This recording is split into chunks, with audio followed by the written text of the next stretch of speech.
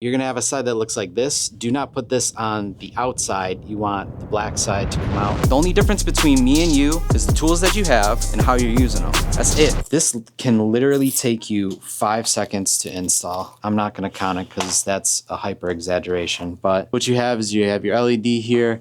I'm gonna do 2 in the center and then 2 kind of semi on the outside.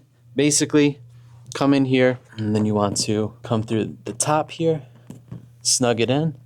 These should already be pretty tight between the boards. It's literally made to be plug and play, which I'm making it look really fucking difficult right now. No, but anyway, we're really struggling on this one. Now remember, you're gonna have a side that looks like this. Do not put this on the outside. You want the black side to come out, because that's where the actual light is going through. Otherwise, you'll do what I did first and you'll put this thing in backwards and have to take it out again. But you don't need any glue for this or any screws specifically for the lighting itself. You just kind of work it in through the panels.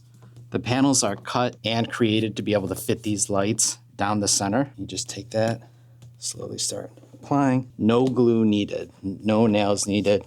Everything fits flush, a little too fucking flush.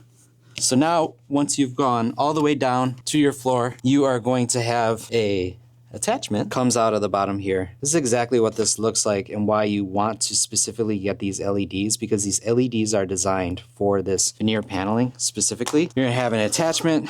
There's we got 4 lights. It comes with 4 lights, 4 light attachment, plug it in, and you're good to go. You can have a dimmer. There's a dimmer and an on-off switch, which can turn them all off and on at the same time. If you want them to go brighter, bright, darker, and this will just plug straight into the wall and you will be good to go. And so now you have a perfect LED veneer paneling backdrop. If you found this video helpful and you want to check out some more gear, make sure to check out some of our previous videos to help you build your own studio within your tiny space.